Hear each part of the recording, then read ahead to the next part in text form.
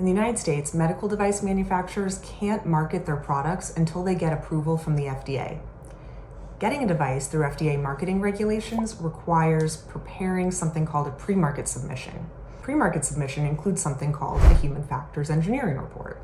I'm aware that a lot of medical device manufacturers aren't as familiar with these human factors terms.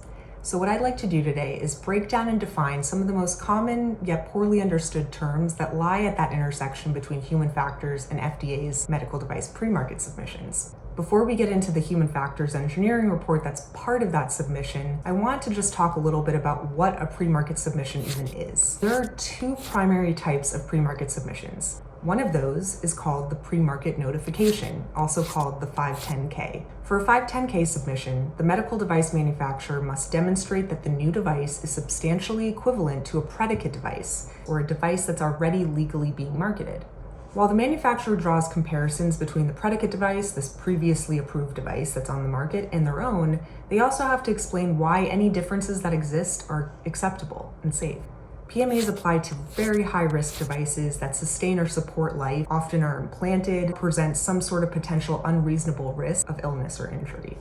Now that you know a little bit more about the most common types of pre-market submissions, let's get back to that human factors engineering report. The report provides information pertaining to device use, safety, and effectiveness in summary form.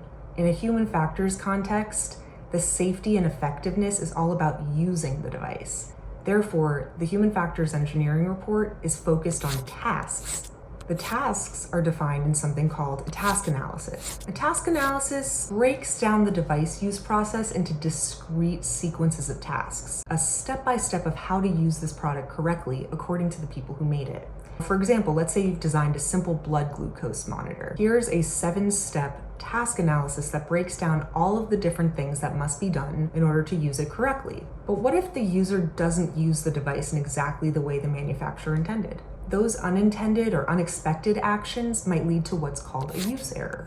A use error is an action or a lack of action that was different than what was expected by the manufacturer and caused a result that, 1, was different than the result expected by the user, 2, was not caused solely by device failure, and 3, could result in harm. Use-related risk is the combined probability, occurrence, and severity of harm for any given aspect of device use or for device use overall. Severity is often ranked on a scale, such as the one you see here. Once the tasks are defined in a task analysis, the potential use errors must be identified along with the resulting hazard and potential harm that could be caused by each of those errors, corresponding use-related risk, and the controls that are currently implemented to reduce the risk.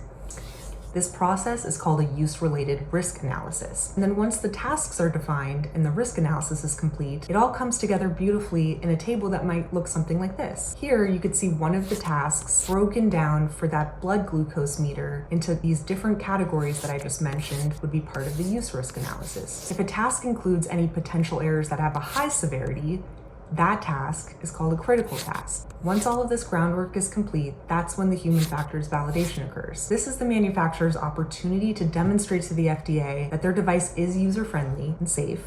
It requires bringing real people into a simulated, safe environment and giving them an opportunity to interact with this device to see what they actually do. Human factors validation testing is also what we at Research Collective spend a lot of our time doing. I know we just scratched the surface on a wide variety of topics, but if you have a desire to delve deeper into any of these topics that we touched on, I'd highly recommend exploring some of the other videos on the channel or checking out our blog at research-collective.com.